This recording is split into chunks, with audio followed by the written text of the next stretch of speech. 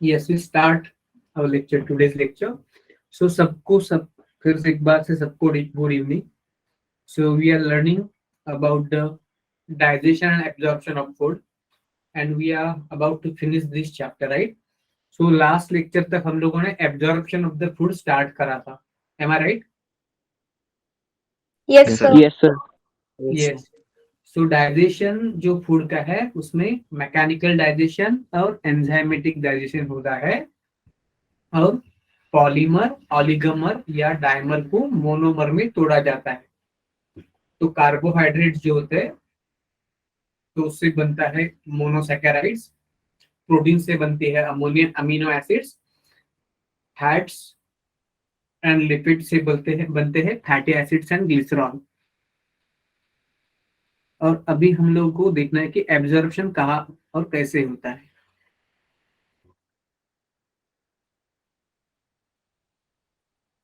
तो last lecture में हम लोग को देखा था कि इंटेस्टाइन की जो विलाय है एंड माइक्रोविला है उस पे एब्जॉर्प्शन हो जाता है. They are responsible for absorption of the digested food.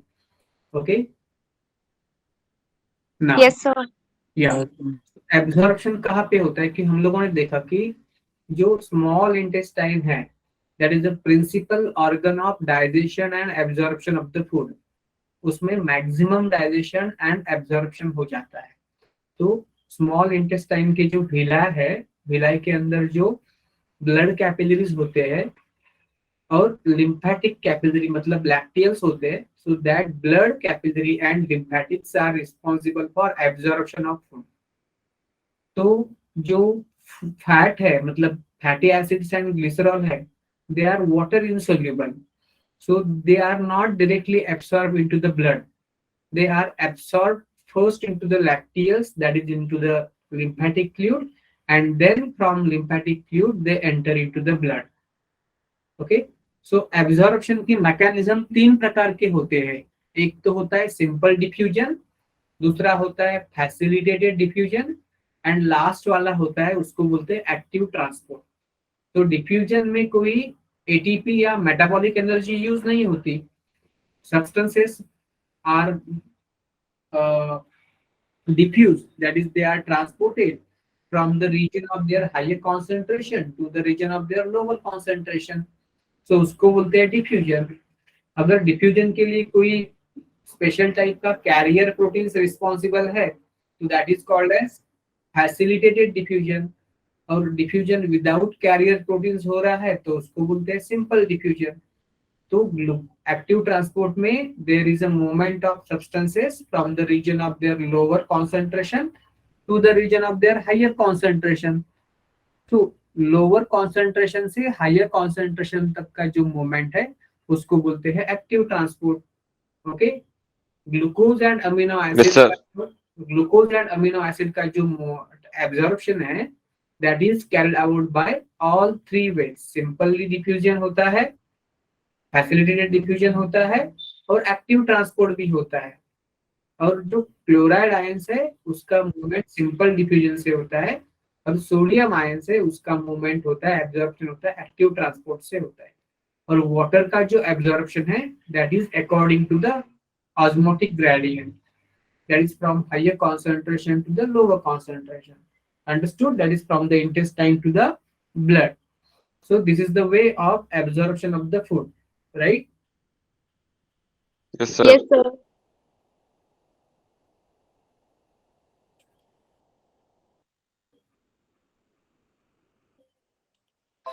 Okay. तो आफ्टर एब्जॉर्प्शन, हाँ, अभी कौन से ऑर्गन में किसका एब्जॉर्प्शन होता है, ये तो मैकेनिज्म है एब्जॉर्प्शन एब्जॉर्प्शन की. Simple diffusion, facilitated diffusion and active transport. 1 minute.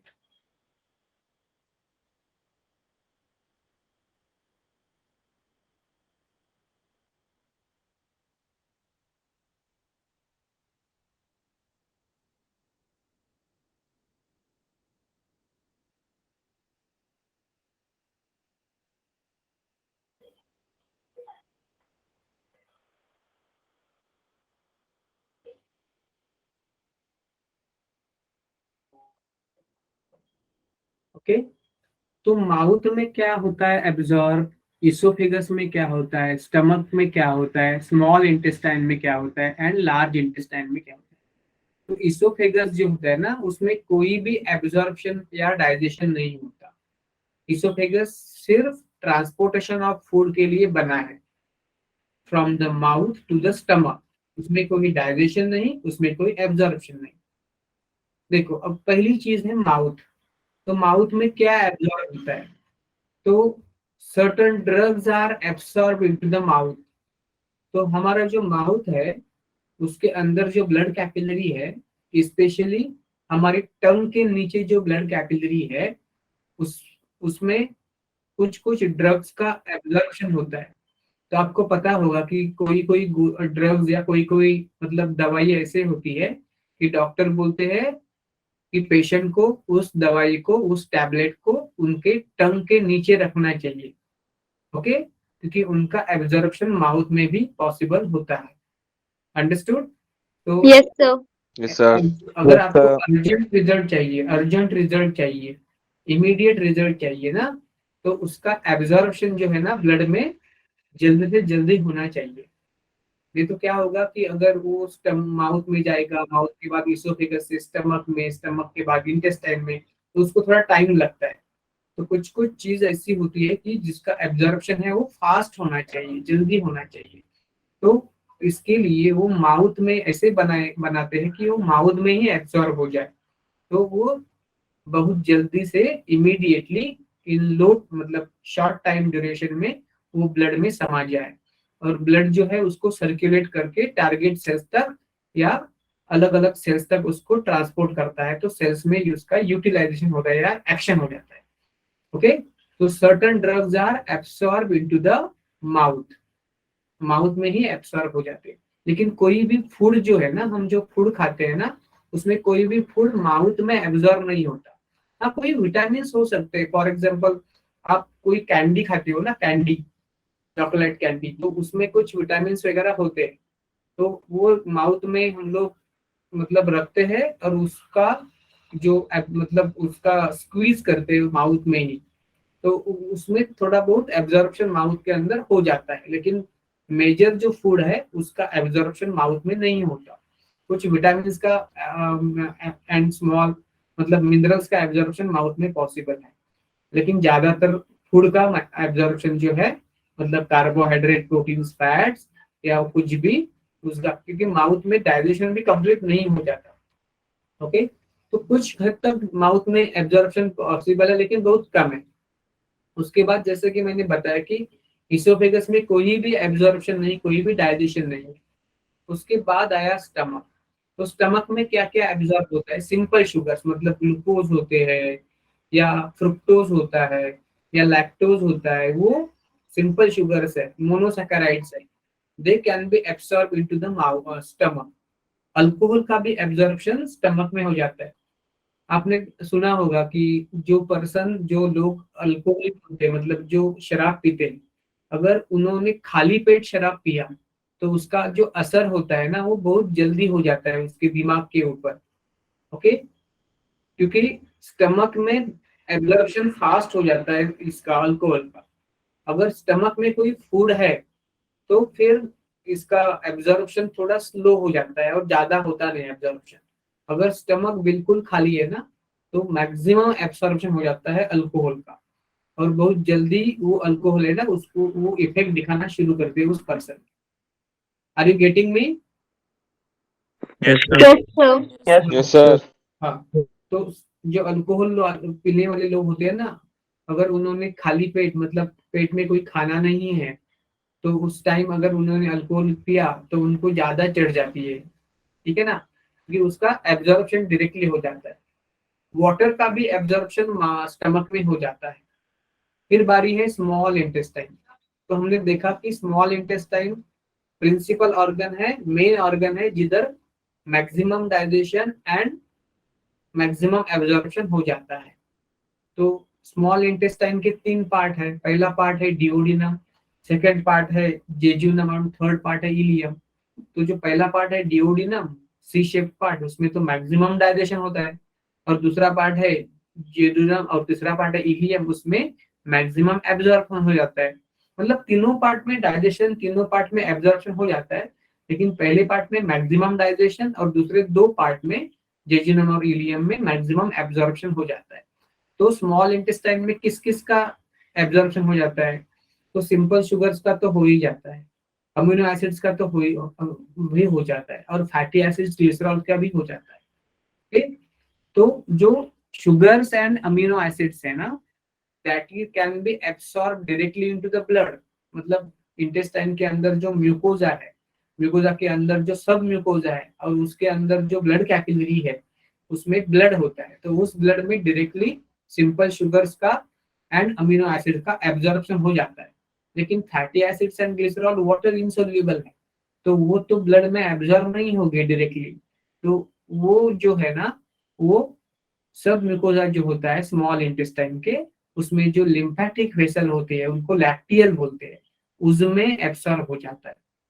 Okay, उसमें एब्सॉर्ब, उसको इसलिए ही लैक्टियल बोलते हैं क्योंकि जो स्मॉल इंटेस्टाइन की जो लिम्फेटिक वेसल है उसका कलर मिल्किश होता है, मतलब दूध दूध का जैसे कलर होता है ना वैसे होता है, क्योंकि उसमें fat and fatty acids and glycerol absorb हुए हुए होते हैं, इसलिए वो व्हाइटिश कलर की मिल्किश कलर का लगता है, इसलिए उसको बोलते हैं लैक्टियल। लैक्टियल लैक्टोज से वर्ड आया, लैक्टोज मतलब मिल्क शुगर, तो उसमें तो कोई लैक्टोज मिल्क शुगर नहीं है लैक्टियल में, उसमें फैटी एसिड्स एंड ग्लिसरॉल है, लेकिन इसलिए उसका कलर मिल्क जैसा लगता है, और मिल्क जैसा कलर है लिम्फेटिक वेसल का स्मॉल इंटेस्टाइन के, इसलिए इसको लैक्टियल बोलते हैं।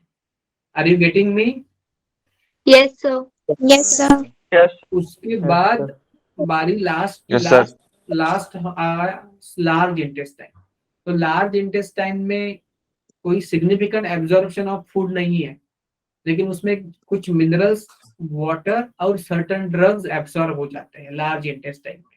ओके, तो this is the chart of absorption in different parts of alimentary canal from the mouth to the large intestine. Have you understood this thing? Yes, sir. Yes, sir. Yes, sir.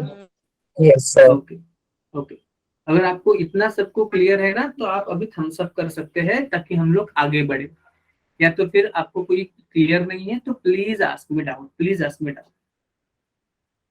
Sir small intestine वाला समझाना दोबारा। हाँ, समझा दूंगा। Small intestine में maximum absorption होता है, क्योंकि स्मॉल इंटेस्टाइन में डाइजेशन पूरा हो जाता है ना, डाइजेशन का एंड हो जाता है स्मॉल इंटेस्टाइन में, तो जो डाइजेस्टेड फूड है वो मैक्सिमम कहाँ पे मिलेगा? स्मॉल इंटेस्टाइन में मिलेगा। उसमें क्या क्या रहेगा? उसमें रहेगा मोनोसैकेराइड्स मतलब सिंपल शुगर्स, अमीनो एसिड्स और फैटी एसिड्स एंड ग्लिसरॉल। तो amino acids and simple sugars that is monosaccharide, they are absorb into the blood capillary, जो कि स्मॉल इंटेस्टाइन के सब म्यूकोजा के अंदर ब्लड कैपिलरी है उसमें एब्जॉर्ब हो जाता है। लेकिन fatty acids and glycerol water soluble नहीं है, तो ब्लड में डायरेक्टली एब्जॉर्ब नहीं होता, तो वो एब्जॉर्ब हो जाता है लैक्टियल में। लैक्टियल क्या है? स्मॉल इंटेस्टाइन के सब म्यूकोजा के अंदर जो लिम्फेटिक कैपिलरी है, मतलब उसमें लिम्फेटिक कैपिलरी भी होते हैं और ब्लड कैपिलरी भी होते हैं, तो लिम्फेटिक वेसल को या लिम्फेटिक कैपिलरीज को बोलते हैं लैक्टियल। क्यों बोलते हैं लैक्टियल? क्योंकि उनका कलर मिल्क जैसा होता है, उसमें मिल्क नहीं होता या लैक्टोज शुगर नहीं होता, लेकिन उसका कलर मिल्क जैसा होता है, व्हाइटिश, इसलिए उसको लैक्टियल। क्यों होता है कलर व्हाइटिश? क्योंकि उसमें कोई ब्लड नहीं होता, आरबीसी नहीं होते, और दूसरी बात कि उसमें फैटी एसिड्स एंड ग्लिसरॉल जिसका कलर कुछ व्हाइटिश व्हाइटिश है, क्योंकि फैट का कलर थोड़ा व्हाइटिश होता है, पता है ना आपको? Yes sir. हाँ, yellowish white Yes, sir. Colour होता है ना फैट का, तो जिसमें फैट एब्सॉर्ब हो गया उस फ्लूइड का कलर व्हाइटिश फैट जैसे लिपिड जैसा बन गया, फैटी एसिड्स या ग्लिसरॉल एब्सॉर्ब हो गया इसलिए। क्लियर? Yes sir. हाँ, तो लार्ज Yes, sir. इंटेस्टाइन में वाटर, कुछ ड्रग्स और मिनरल्स एब्सॉर्ब होते हैं, बाकी सिग्निफिकेंट एब्जॉर्प्शन नहीं होता। तो now is it clear to you, all of you? Yes, sir. Yes, sir. Yes sir. Yes, sir. Yes, sir. Okay. और किसी को कुछ पूछना है? No, sir. सबको सबको पार्टिसिपेट होना है। हाँ, अभी 36 35 है, 37 तक होते हैं, मतलब 35 तक होते हैं स्टूडेंट, तो they have to participate in the lecture. और बाकी किसी को बच्चों को कुछ डरने की बात नहीं है इधर। हाँ, ऐसा नहीं कि वो बोलते नहीं मतलब उनको कुछ आता नहीं, ऐसा कुछ जरूरी नहीं है। कोई कोई बच्चों को खुले दिल से बोलने की आदत होती है, कोई बच्चे को नहीं होती, इसमें कोई मतलब अलग बात नहीं है। कोई बच्चे चुप रह के भी बहुत अच्छा पढ़ाई कर लेते। लेकिन इधर ना बोलना जरूरी क्यों है, क्योंकि मुझे समझ में आना चाहिए कि आपको समझ में आ रहा है कि नहीं आ रहा है। इसलिए Yes, sir. हाँ, इसलिए सबको पार्टिसिपेट करना है, सबको पार्टिसिपेट करना है। हाँ, सबको। अगर यस कोई सर। हाँ किसी को सिंपल से सिंपल चीज समझ में नहीं आ रही है ना, ऐसा लगता है उसको, तो भी मुझे वो बोल सकते हैं। ऐसा कुछ नहीं है कि बाबा सर को ऐसे पूछ लिया। तो you can freely ask me any doubt if you want to ask, लेकिन न्यूट्रल मत बैठो भाई, ऐसे मत बैठो, क्योंकि आपका टाइम प्रेस्टिजियस टाइम है आपका। तो आप नीट की तैयारी कर रहे हो, तो आपका टाइम वेस्ट नहीं होना चाहिए। तो आपका पूरा पार्टिसिपेशन करना है, आपको ध्यान देना है। समझ में नहीं आ रहा है तो पूछना है। मैं सिंपल से सिंपल करके बताऊंगा, लेकिन मुझे तभी पता चलेगा कि आपको ये अभी क्लियर हो रहा है या नहीं है। आपने जब तक नहीं बोला तब तक मुझे क्लियर नहीं होगा। हाँ, क्या बोल रही है दीपाक्षी? आपने लैक्टोज क्या बताई? लैक्टोज मतलब बेटा, लैक्टोज का मतलब क्या है? जो मिल्क होता है ना, दूध, उसमें एक शुगर होती है, उसको लैक्टोज शुगर बोलती है। तो ये जो लैक्टियल है ना, लैक्टियल, उसको नाम लैक्टियल क्यों आया? क्योंकि लैक्टियल दूध जैसा दिखता है, व्हाइट दिखता है दूध जैसा। और जो मिल्क है ना, उसमें लैक्टोज शुगर होता है। हालांकि लैक्टोज शुगर का और मिल्क के व्हाइट कलर का कोई रिलेशन नहीं है, लेकिन उससे वो वर्ड आया है, उससे वर्ड आया है। क्लियर आपको दीपाक्षी बेटा? Yes, sir. Okay, very good बेटा। आप पूछते रहो, आपको जो भी क्लियर नहीं है ना, वो खुले दिल से बोलो, ऐसा कुछ बात नहीं, झिझकना नहीं है। आपको ऐसे लगता है सिंपल से सिंपल बात है, लेकिन वो भी पूछनी चाहिए, क्योंकि बड़ी बड़ी बात करते समय कुछ छोटी छोटी बातें भी रह जाती है, वो बहुत इंपॉर्टेंट हो जाती है। ठीक है, तो ऐसा कोई नहीं है कि बाबा ये बात लेस इंपॉर्टेंट है, ये बहुत कम इंपॉर्टेंट, ऐसा नहीं है। हर आपका छोटा मोटा डाउट मेरे लिए इक्वली इंपॉर्टेंट है, कि उससे ही आपके कंसेप्ट क्लियर होंगे। ठीक है, सबको क्लियर? आगे बढ़ Yes, सकते sir. हैं? Yes, sir. आगे बढ़ सकते हैं? Yes, sir. Yes, sir. Yes, sir. Okay, good. Yes sir. Yes, तो एब्जॉर्प्शन का क्लियर हो गया, हमारा पूरा हो गया। ओके, ये देखो, मैंने अभी बात की कि जो अमीनो एसिड्स, फैटी एसिड्स वगैरह होते, सॉरी अमीनो एसिड्स, ग्लूकोज वगैरह होते हैं ना, वो ब्लड में एब्जॉर्ब हो जाते हैं। ओके, लेकिन फैट्स जो होते हैं, मतलब फैटी एसिड्स एंड ग्लिसरॉल, ये किस में एब्जॉर्ब हो जाते हैं? म्यूकोजा में। हमें पता है कि स्मॉल इंटेस्टाइन जो है ना, ये सपोज स्मॉल इंटेस्टाइन है, उसके अंदर ये म्यूकोजा होते हैं, पता है सबको म्यूकोजा होते हैं। सॉरी, म्यूकोजा मतलब विलाय होते हैं, और विलाय के ऊपर माइक्रोविलाय होते हैं। तो मैं एक विलस, ये विलाय विलस है एक, उसके ऊपर ये माइक्रोविलाय है, ब्रज बॉर्डर है।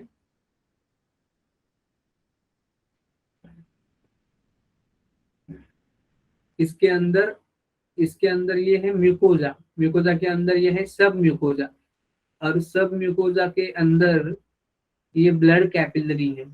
ये क्या है? ब्लड कैपिलरी है। Blood capillary. मतलब ब्लड कैपिलरी ऐसे दिखाती है ना, ये एक आर्टेरियोल होता है, आर्टेरियोल के ब्रांच होते हैं ऐसे,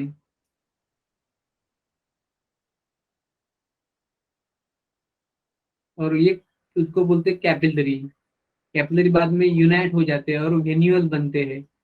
arteriole divided into capillary, capillary are united into venule. तो ये हो गया आर्टेरियोल, आर्टेरियोल, और ये हो गया कैपिलरी, सब कैपिलरीज, और ये हो गया वेन्यूल। इतना सबको क्लियर है ना? Yes sir. Yes, sir. हाँ हाँ, तो ये अंदर कैपिलरी का नेटवर्क है ये।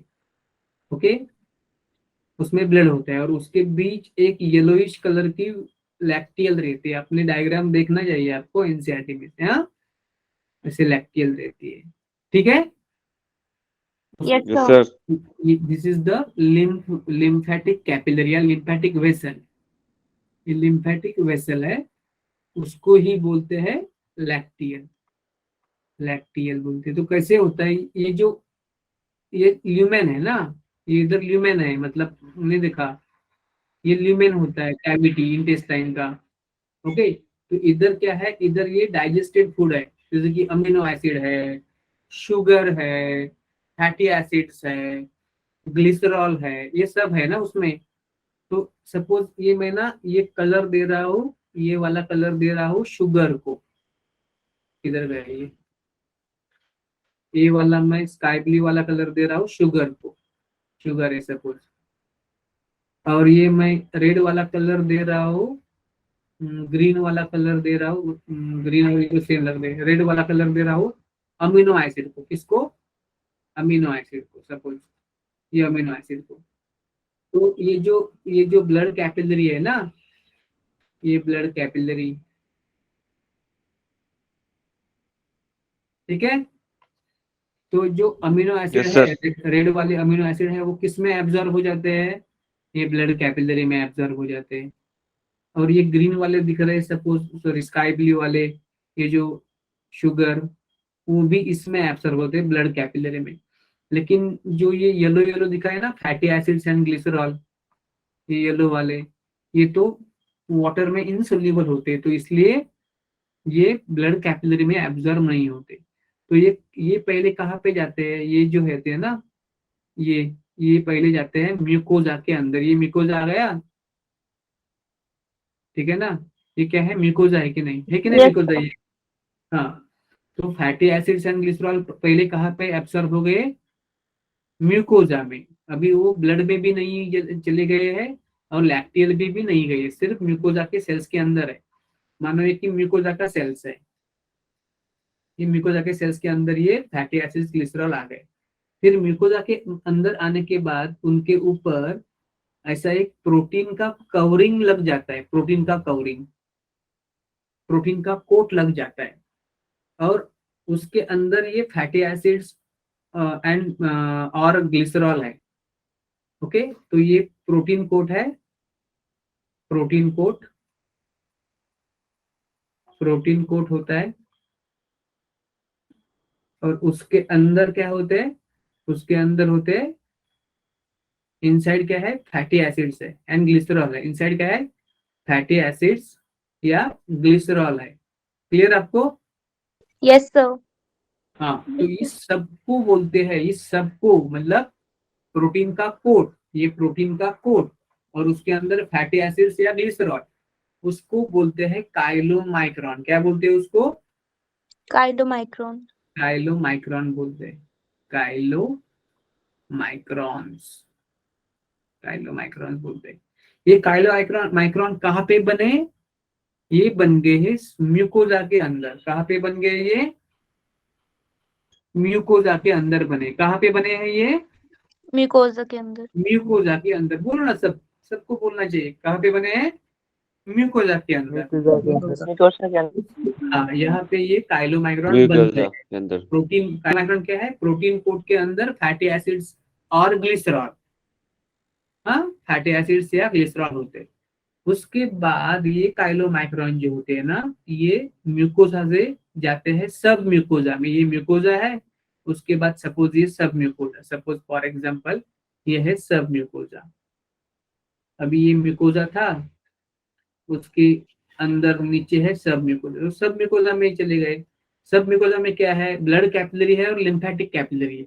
तो ये लिम्फेटिक कैपिलरी के अंदर चले जाते हैं काइलोमाइक्रॉन। कहाँ पे चले जाते हैं? Lymphatic capillary. लिम्फेटिक कैपिलरी में, कैपिलरी. ठीक है।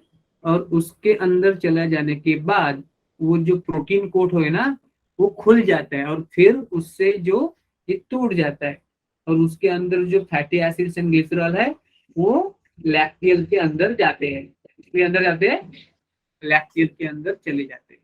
Have you understood this thing? Yes, sir. Okay Yes, sir. Yes. Okay okay okay. तो एनसीईआरटी क्या बोलती है? एनसीईआरटी क्या बोलती है? 1 मिनट। ओके, ओके, तो एनसीईआरटी, हाँ सबको ना, अभी देख मैं सबको एक बार बोल रहा हूँ कि सबको 5 मिनट पहले एनरोल मतलब एडमिट होना है लेक्चर में, क्योंकि लेक्चर में हमें हमारी मतलब मैक्सिमम टाइम आपको मिल सके लेक्चर का, सब आपके कंसेप्ट है वो क्लियर हो सके इसलिए, ठीक है। तो सबको टाइम, और थर्सडे और फ्राइडे का, सॉरी फ्राइडे और सैटरडे का टाइमिंग है वो आपका, आपके बैच का 8 to 9 है, तो 7:55 को आप ज्वाइन करो फ्राइडे और सैटरडे, राइट। Yes, और sir. Monday, Yes, sir. Monday to Wednesday आपका टाइम क्या है, 6:30 to 7:30 है, 6:30 to 7:30, तो उस टाइम आप 6:25 पे ज्वाइन करो, ठीक है, 6:25 पे ज्वाइन करो सब लोग। और थर्सडे आपका टाइम कब है, hello, Yes, sir. Yes, sir. 9. Thursday कब है टाइम, 6:30 to 7:30. संडे भी है, सॉरी थर्सडे भी है, 1 minute लेट मी चेक।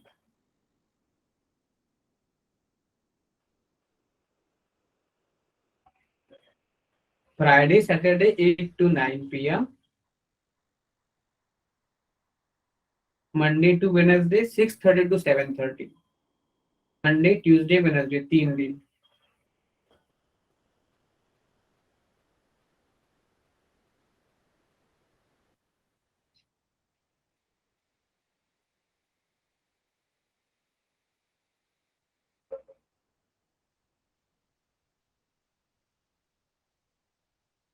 और थर्सडे है 9:10 to 10:10, ये थोड़ा अलग है,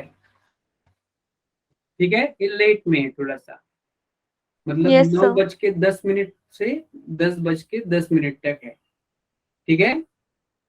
तो Yes, मंडे, sir. मंडे से लेके वेनसडे तक पहले 3 दिन आपका लेक्चर है बायोलॉजी का 6:30 to 7:30, उस टाइम आपको कब ज्वाइन करना है, 6:25 को, 5 मिनट पहले ज्वाइन करना है, ठीक है। और थर्सडे एक ही दिन सिर्फ आपका लेक्चर है, वो लास्ट वाला है, एक ही लेक्चर है लास्ट वाला थर्सडे का, 9:10 to 10:10, तो उसको उस टाइम आपको 9:05 में ज्वाइन करना है, ठीक है। और Yes, sir. फ्राइडे सैटरडे आपका लेक्चर है 8 to 9, तो तब आपको ज्वाइन करना है 7:55, ठीक है, तब के पहले आप आपका जो भी काम है वो निपटा लो, ठीक है, क्लियर। Yes, sir. Yes. किसी को कुछ पूछना है, No, sir. अंजू बेटा आपको कुछ पूछना था क्या, No, sir. आपका माइक, हाँ आशीष क्या बोल रहे बेटा, म्यूकोला क्या होता है, म्यूकोला मतलब क्या बेटा, म्यूकोसा, म्यूकोसा बोलते हैं। आशीष बेटा आप कितने लेक्चर में नहीं थे बेटा,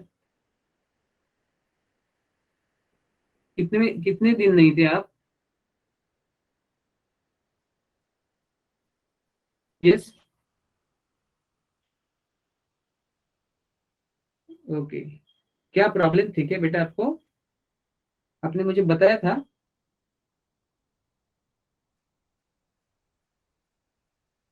हाँ फास्ट फास्ट अप्लाई मतलब अभी बोल सकते हो ना, हाँ ठीक है।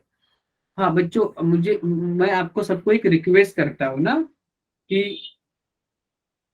आप अगर किस दिन मतलब आप प्रेजेंट नहीं हो ना, तो एक मैसेज कर सकते हैं मेरे को कि सर आज इस यही कारण है मैं मतलब लेक्चर में नहीं आ सकता, पहले पहले मैसेज करो, और इमरजेंसी है तो भी मतलब इंस्टेंटली आपका अगर मतलब अभी ये हो गया है ना, तो आप मैसेज कर सकते हो, ठीक है, पहले से डिसाइड है तो भी मैसेज करो, और अर्जेंटली है तो भी आप एक मैसेज करके रखो, ठीक है, मैसेज करके रख सकते हो कि इस आज मैं लेक्चर अटेंड नहीं कर सकता, और जो भी आपका कारण है, ठीक है, ओके, तो मेरे को पता रहेगा Yes, sir. कि हाँ हाँ मेरे को पता रहेगा कि योर रीजन, आपका फोन खराब है तो आप पेरेंट्स के फोन से आप मैसेज कर सकते हो और आपका नाम डाल सकते हो,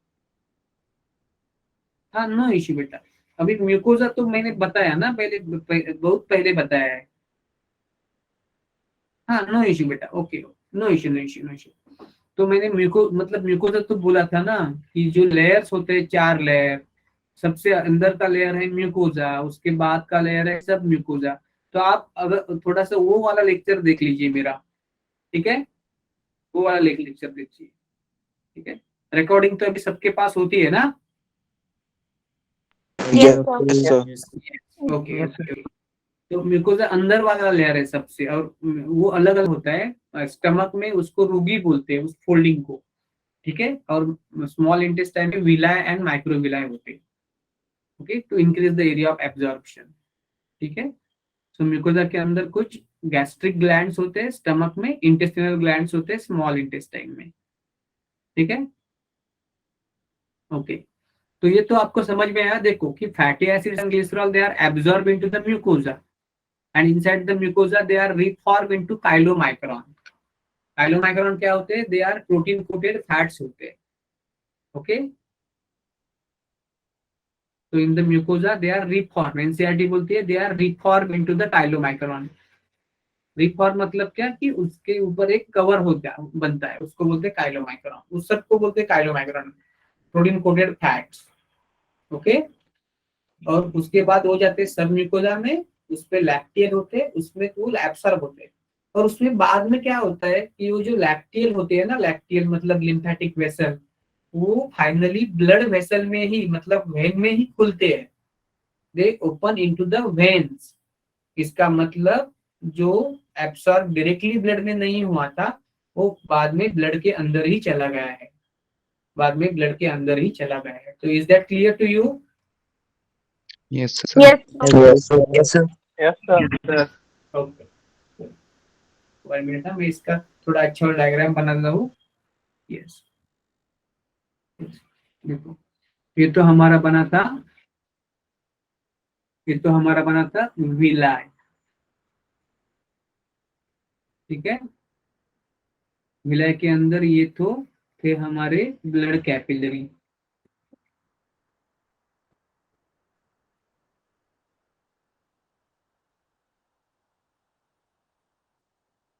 इसे मान के चलते डायग्रामेटिक है, तो ब्लड कैपिलरी बनते हैं।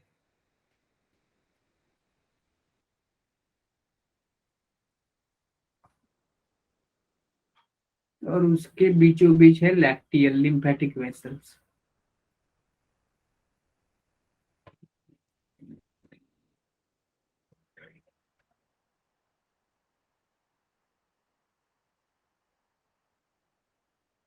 ऐसे, और इधर है ये डाइजेस्टेड हुआ ये कार्बोहाइड्रेट से, सपोज ये सिंपल शुगर से, ये है fatty acids and glycerol, fatty acids है, ग्लिसरॉल है।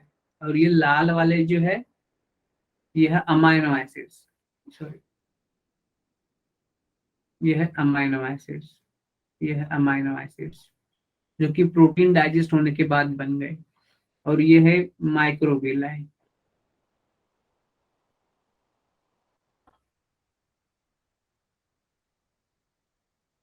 तो जो फैटी एसिड्स और ग्लिसरॉल है, इनको छोड़ के जो भी है, मतलब amino acids and monosaccharides, they are absorb into the blood. कैसे? पहले वो म्यूकोजा में आते हैं, म्यूकोजा के बाद सब म्यूकोजा, सपोज ये म्यूकोजा है इधर, उसके बाद ये सपोज ये सब म्यूकोजा है, सब म्यूकोजा के अंदर ही ब्लड कैपिलरी एंड लैक्टियल है। तो ये पहले म्यूकोजा में आ गए, उसमें सब म्यूकोजा में चले गए, उसके बाद ब्लड कैपिलरी में चले गए, ठीक है। Yes, sir. अमीनो एसिड भी और फैटी एसिड, सॉरी ये ग्लूकोज या अदर मोनोसैकेराइड। लेकिन ये जो फैटी एसिड्स है वो किस में एब्सॉर्ब हो गए? ये जाएंगे म्यूकोजा के अंदर, म्यूकोजा के अंदर जाने के बाद उनके काइलोमाइक्रॉन बनेंगे। क्या बनेंगे? काइलोमाइक्रॉन। और ये काइलोमाइक्रॉन माइक्रॉन्स कहाँ पे जाएंगे? सब म्यूकोजा में जाएंगे, और उसके बाद वो जाएंगे लैक्टियल में, ठीक है, लैक्टियल में जाएंगे। डन? क्लियर? Yes, sir. और Yes, sir. और लैक्टियल Yes. होती है, वो किसमें खुलती है? It they open into the when, they open into the when, when के अंदर वो ओपन होती है। तो वेन में तो ब्लड ही होते हैं, मतलब फाइनली वो ब्लड में ही चले जाते हैं। क्लियर सबको? Yes, sir. Yes, sir. Yes, sir. Okay okay. तो अगर आपको ये एब्जॉर्प्शन वाला सीन क्लियर हो गया है तो आप थम्स अप कर सकते हैं, otherwise you can ask me doubt. Yes, come on fast.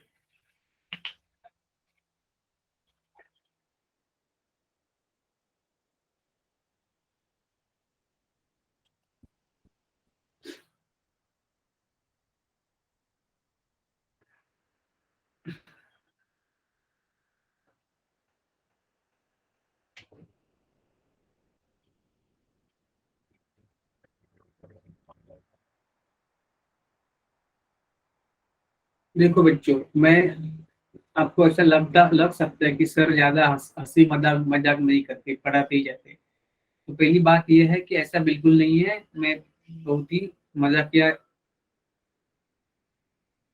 मजाकिया किस्म का इंसान हूँ। लेकिन क्या होता है ना, हमारे जो 24 आवर्स है ना, उसका सिर्फ 1 ही घंटा हमें मिलता है लेक्चर में, दिन में, राइट?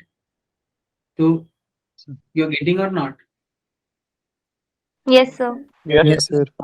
एक घंटा मिलता है, और हमें हमें बहुत सारा सिलेबस कवर करना है ना, बहुत सारा सिलेबस, मैक्सिमम सिलेबस कवर करना है आपका। ठीक है, तो इसलिए आपको कोई दिक्कत नहीं है ना, ऐसा सर एक मतलब पढ़ाते ही जाते, कोई जोक नहीं, कोई कॉमेडी नहीं, ऐसा नहीं है ना? No, sir. No, sir. हाँ, क्योंकि उससे थोड़ा सा डिस्ट्रैक्शन भी होता है। हाँ, ये ठीक है, थोड़ा सा लाइट चाहिए, लेकिन हमारे पास टाइम नहीं है, बिल्कुल बिल्कुल बच्चे, टाइम नहीं है, क्योंकि ये बहुत सिलेबस आगे आगे का हमें कवर करना है। ठीक है ना?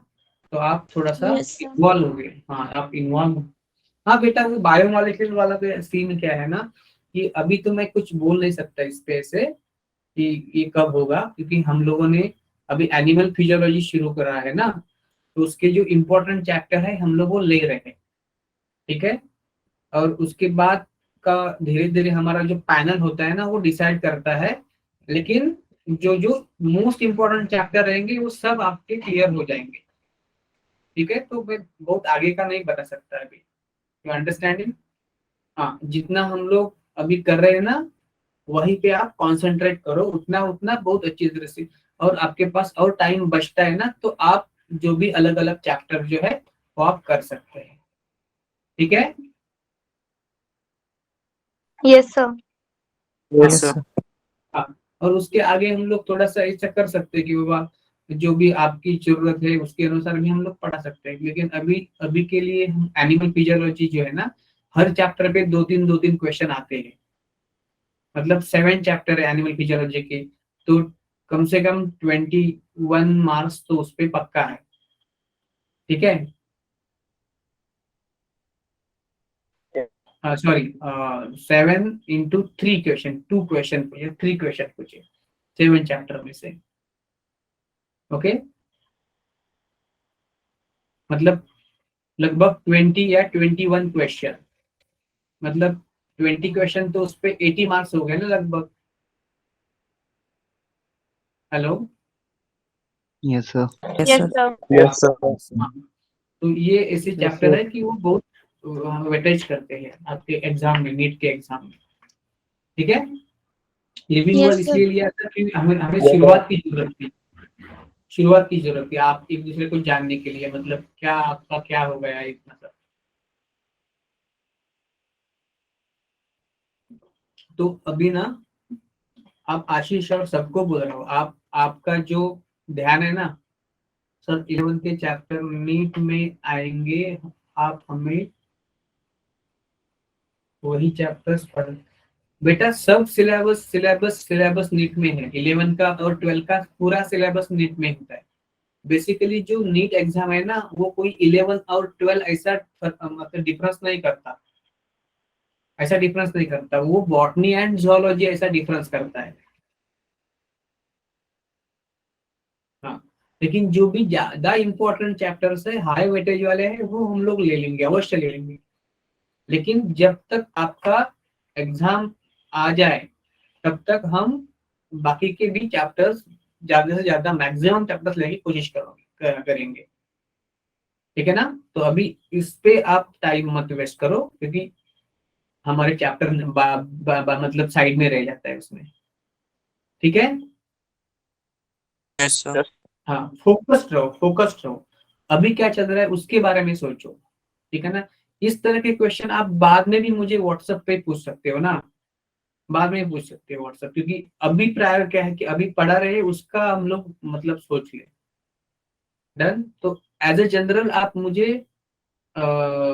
लेक्चर के बाद रुक के पूछ सकते हो, या आप व्हाट्सएप कर सकते हो ना मुझे, ठीक है। Yes. ओके देखो, अभी उसके बाद एक पार्ट है फूड कैलोरीफिक वैल्यू, फूड की कैलोरीफिक वैल्यू। तो उसमें कुछ चीजें हैं एकदम बेसिक से, कि एनर्जी क्या होती है। तो सबको पता है कि energy is a capacity to do work, कोई भी काम करने के लिए जो कैपेसिटी चाहिए, उस कैपेसिटी को हम लोग बोलते हैं, कैपेसिटी को हम लोग बोलते हैं energy.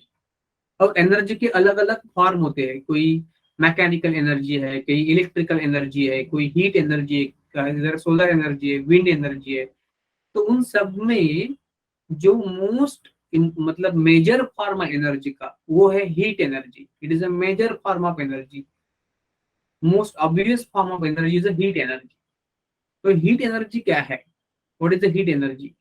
It is the amount of heat or amount of energy which is required to raise the temperature of 1 gram of water by 1 degree Celsius is called as 1 kilocalorie। जो हीट है ना, heat energy, उसका unit है, unit उसका है calorie. उसका unit क्या है? कैलोरी। Color. हीट को किस में मेजर करते हैं? It is measured in, unit is a calorie या जूल, कैलोरी या जूल में उसको नापते हैं हीट एनर्जी को। तो एक कैलोरी या एक जूल मतलब क्या होता है एक्चुअली? एक जूल या एक कैलोरी क्या होता है? तो it is the amount of heat energy. ये हीट एनर्जी का एक इतना अमाउंट है जिससे आपके पास सपोज 1 ग्राम पानी है, आपने एक बर्तन ले लिया, उसमें 1 ग्राम पानी ले लिया, और उस बर्तन को आपने स्टोव पे गैस पे रख लिया और गैस का बर्नर चालू कर दिया, और उसके कटोरे में कितना पानी है? 1 ग्राम पानी है। तो सपोज उसका शुरू में टेम्परेचर सपोज 20 डिग्री सेल्सियस है। कितना टेम्परेचर है? 1 ग्राम पानी का 20 डिग्री सेल्सियस टेम्परेचर है। आपको उसका टेम्परेचर 1 डिग्री से बढ़ाना है, मतलब 20 से 21 डिग्री करना है। तो उसका टेम्परेचर बढ़ाने के लिए उसको हीट की जरूरत होगी ना, यू आर गेटिंग और नॉट? Yes, sir. ना क्या, Yes, आपने sir. क्या किया, एक बर्तन ले लिया, उसमें 1 ग्राम पानी डाला, और उस बर्तन को आपने गैस पे रख लिया। आपने पहले उसका टेम्परेचर ले लिया, तो आपको पता चला कि उसका टेम्परेचर 20 डिग्री सेल्सियस है। कितना है? 20 डिग्री सेल्सियस। अभी उसका टेम्परेचर आपको 1 डिग्री सेल्सियस से बढ़ाना है, मतलब 20 से कितना करना है? 21 डिग्री सेल्सियस। तो इतना टेम्परेचर बढ़ाने के लिए उसको टेम्परेचर मतलब हीट एनर्जी देनी पड़ेगी। एम आई राइट? Yes, sir. हाँ। Yes, sir. तो 1 ग्राम पानी का 1 डिग्री सेल्सियस टेम्परेचर बढ़ाने के लिए आपने जितनी हीट एनर्जी दी उसको बोलते हैं 1 कैलोरी या 1 जूल। मतलब 1 ग्राम पानी का टेम्परेचर 20 था, अभी 21 हो रहा है। तो उसके लिए 21 होने के लिए, एक से बढ़ने के लिए आपने जो हीट एनर्जी दी वो कितनी दी? 1 कैलोरी दी। कितनी दी? 1 कैलोरी या 1 joule the. You understood? Yes, sir. Yes, sir. Okay. लेकिन ये तो बहुत स्मॉल अमाउंट ऑफ एनर्जी होती है ना, क्योंकि 1 ही ग्राम का पानी, 1 ही ग्राम पानी था, बहुत कम था। तो आप कुछ ऐसा सिग्निफिकेंट अमाउंट ऑफ मतलब में कन्वर्ट करो, तो उसको बोलते हैं 1 किलो कैलोरी या 1 किलो जूल। तो 1 किलो कैलोरी या 1 किलो जूल मतलब क्या, कितना अमाउंट ऑफ हीट एनर्जी है। सपोज आपने क्या लिया, अभी एक पानी का कटोरा ले लिया, उसमें आपने 1 किलोग्राम पानी ले लिया। कितना पानी ले लिया? 1 किलोग्राम पानी ले लिया, और उसका टेम्परेचर नापा, तो आपको पता चला कि 20 डिग्री सेल्सियस टेम्परेचर है। कितना है? कितना है? 20 degree 20 Celsius. degree Celsius. 20 degree Celsius. आपने बर्नर चालू किया, आपको उसका टेम्परेचर, अभी पहले पानी 1 ग्राम था, अभी 1 किलोग्राम है, 1 किलो है, तो 1 किलो पानी का टेम्परेचर आपको 1 डिग्री सेल्सियस बढ़ाना है। जब पानी 1 ग्राम था, अभी पानी 1 किलोग्राम है, तो पहले कम एनर्जी देनी पड़ी, अभी ज्यादा एनर्जी, क्योंकि पानी ज्यादा है, राइट। तो उसके लिए जितनी हीट अमाउंट ऑफ एनर्जी लगेगी 1 डिग्री सेल्सियस टेम्परेचर बढ़ाने के लिए 1 किलोग्राम पानी को, उसको बोलते हैं 1 किलो कैलोरी या 1 किलो जूल।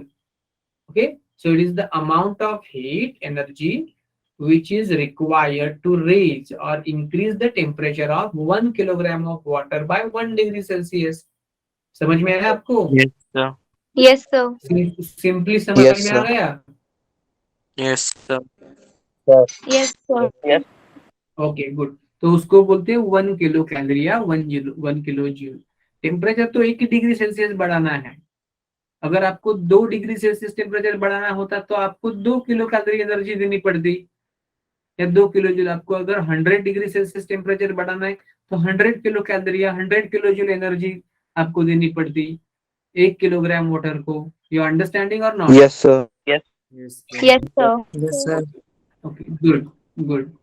देखो अभी हम लोग ना इसका ये सब क्यों जाना हमने, क्योंकि हमें थोड़ा सा एनर्जी के बारे में और ये यूनिट है ना एनर्जी का, हीट का, उसके बारे में जानना था। ओके, ये तो इतना बैकग्राउंड हमें चाहिए था, इसलिए हम लोगों ने ये जाना। अभी हम जानेंगे कि फूड कैलोरीफिक वैल्यू क्या होती है। फूड, देखो फूड जो होता है कोई भी, उसमें मैक्सिमम क्या होता है, या तो होता है कार्बोहाइड्रेट, या होता है प्रोटीन, या होता है फैट। ये 3 चीजें ज्यादा होती है फूड में, किसी भी फूड में। और विटामिन मिनरल्स तो माइनर होती है। पानी से कोई एनर्जी नहीं मिलती, लेकिन पानी में सब केमिकल रिएक्शन होते हैं, इसलिए पानी बहुत जरूरी है। ठीक है? Yes, sir. हाँ, Yes, तो sir. आपको क्या जानना है कि फूड जो है ना आपका, उस फूड में कितनी कैलोरी होती है, कितना कैलोरी होता है। तो वो कैसे जाने हैं? एक मेटल का चेम्बर होता है, इंस्ट्रूमेंट होता है। उस मेटल के चेम्बर के अंदर ऑक्सीजन भरा हुआ रहता है, मतलब भरते हैं। और उस मेटल चेम्बर को बोलते हैं बॉम्ब कैलोरीमीटर। क्या बोलते हैं? Bomb calorimeter. मतलब कि उस मेटल चेम्बर के अंदर, जैसे बॉम्ब में कैसा होता है, बॉम्ब का एक्सप्लोजन होता है ना, एक्सप्लोजन, Yes, sir. एक्सप्लोड होता है, वैसे उसका, उस कैलोरीमीटर जो है ना, उसका एक्सप्लोजन हो जाएगा। मतलब उसके अंदर अगर आपने फूड रखा, तो फूड, उसके अंदर ऑक्सीजन है, तो फूड का हो जाएगा ऑक्सीडेशन। ओके, फूड का हो जाएगा ऑक्सीडेशन। तो अगर आपने बॉम्ब कैलोरीमीटर में 1 ग्राम फूड ले लिया, जिस कैलोरीमीटर के अंदर ऑक्सीजन भरा पड़ा है, और वो क्लोज चेम्बर है, ताकि उसका, उसके अंदर का जो ऑक्सीजन है और फूड है वो बाहर नहीं निकले। ओके, तो मेटल का बना है। तो उसके बाद वो बॉम्ब कैलोरीमीटर को आपने एक्सप्लोड कर दिया, तो अंदर के फूड का क्या हो गया? ऑक्सीडेशन हो गया। ऑक्सीडेशन करने के लिए ऑक्सीजन का यूज हो गया, और उसके अंदर की जो एनर्जी थी, वो एनर्जी रिलीज हो गई। क्या हो गई? एनर्जी रिलीज हो गई। तो उसको बोलते हैं ग्रॉस कैलोरीफिक वैल्यू। जितने भी फूड के अंदर एनर्जी थी, फूड के अंदर क्या था? कार्बोहाइड्रेट था, प्रोटीन था, फैट था। तो जब फूड का ऑक्सीडेशन हो गया, तो उसका क्या हो गया? उसका जो बॉन्ड्स था ना, कार्बोहाइड्रेट के अंदर जितने केमिकल बॉन्ड्स थे, फैट्स के अंदर जितने केमिकल बॉन्ड्स थे, प्रोटीन्स के अंदर जितने केमिकल बॉन्ड थे, वो सब ब्रेक हो गए। और उस बॉन्ड के अंदर जो एनर्जी बैठी थी, वो बाहर चली गई, रिलीज हो गई पूरी की पूरी। तो उसको बोलते हैं टोटल या ग्रॉस कैलोरीफिक वैल्यू। क्लियर आपको? Yes, sir. Yes, sir. अभी जो हमने पहले ही जाना है कि जो कैलोरी या जूल है ना, वो तो बहुत छोटा अमाउंट ऑफ एनर्जी है। It is a tiny amount of energy. तो जो फिजियोलॉजी पढ़ते हैं एक्सपर्ट साइंटिस्ट, उनको बोलते हैं फिजियोलॉजिस्ट। तो फिजियोलॉजिस्ट ने क्या करा कि फिजियोलॉजिस्ट ने जूल या कैलोरी, जिसमें बहुत छोटी अमाउंट ऑफ एनर्जी होती है, तो उसने ने कंसिडर क्या किया? किलो कैलोरी या किलो जूल कंसिडर किया। ओके, तो फिजियोलॉजिस्ट कैलोरी कंसिडर नहीं करते, क्योंकि कैलोरी में थोड़ी कम एनर्जी होती है, बड़ी एनर्जी कंसिडर करने के लिए वो किलो कैलोरी या किलो जूल वर्ड यूज करते हैं। अंडरस्टूड? Yes, sir. और जो न्यूट्रिशनिस्ट होते हैं, मतलब किस पेशेंट को कौन सा न्यूट्रिशन देना चाहिए, अगर आप एक्सरसाइज कर रहे हैं तो कौन सा न्यूट्रिशन, अगर आपको कोई मतलब कोई किसी इंसान को पर्टिकुलर कोई बीमारी है, हार्ट की है, किडनी की है, लीवर की है, तो उसको न्यूट्रिशन में क्या चेंज करना चाहिए, अगर किसी को एसिडिटी है तो उसको न्यूट्रिशन में क्या चेंज करना चाहिए।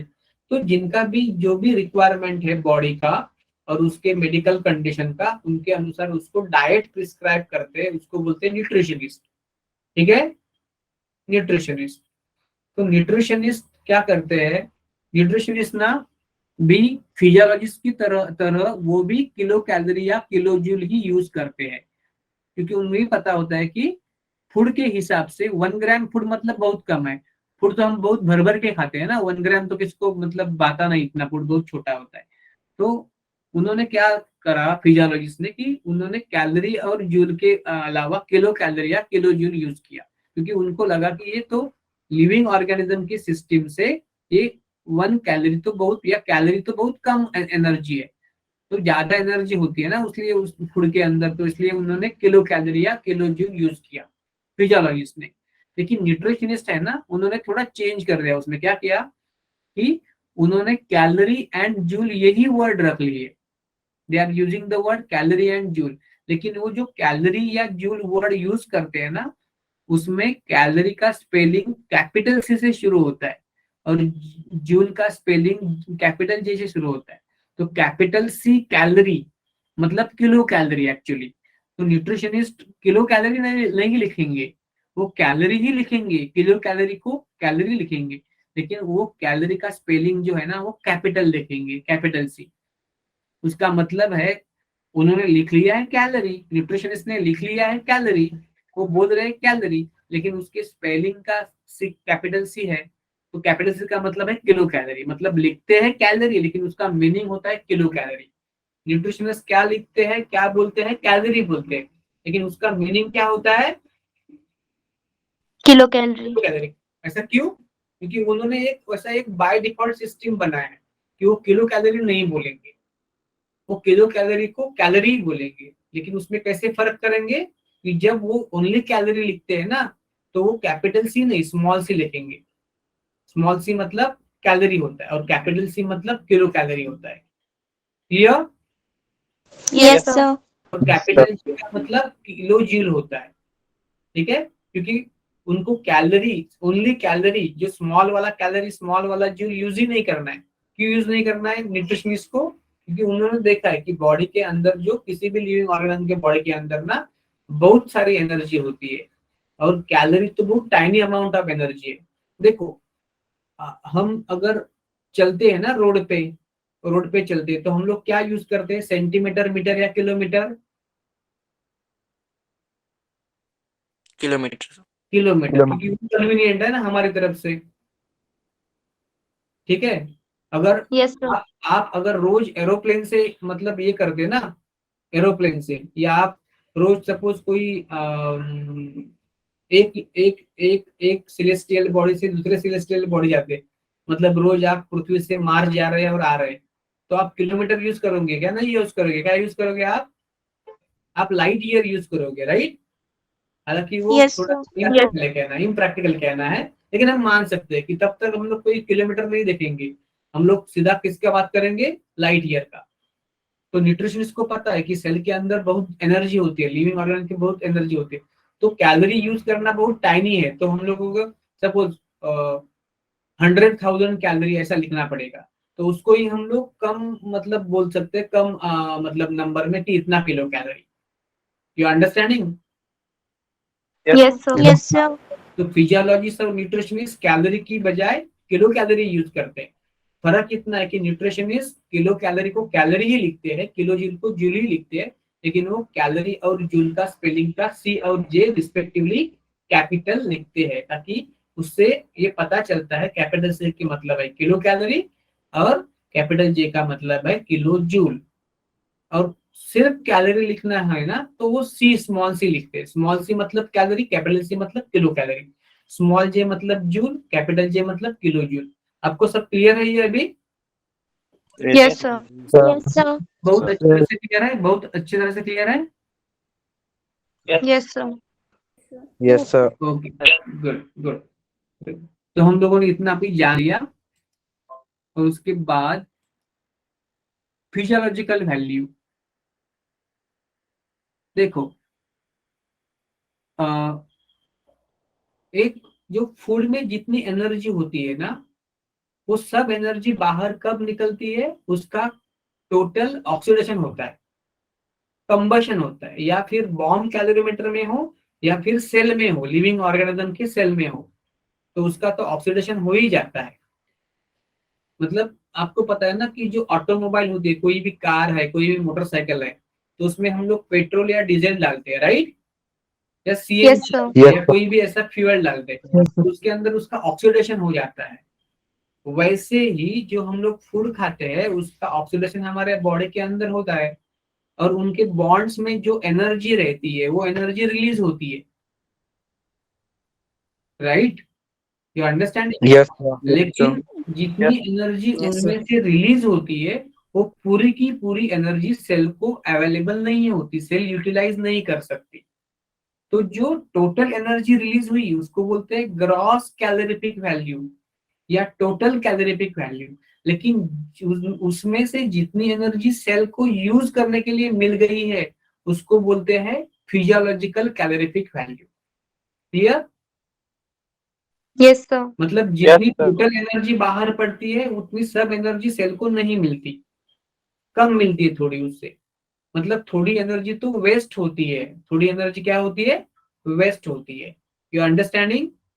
तो फॉर Yes, sir. एग्जाम्पल, अगर आपने 1 ग्राम कार्बोहाइड्रेट का कैलोरीफिक वैल्यू निकाला, तो टोटल कितनी किलो कैलोरी उसमें निकलती है, या टोटल कितनी कैलोरी निकलती है?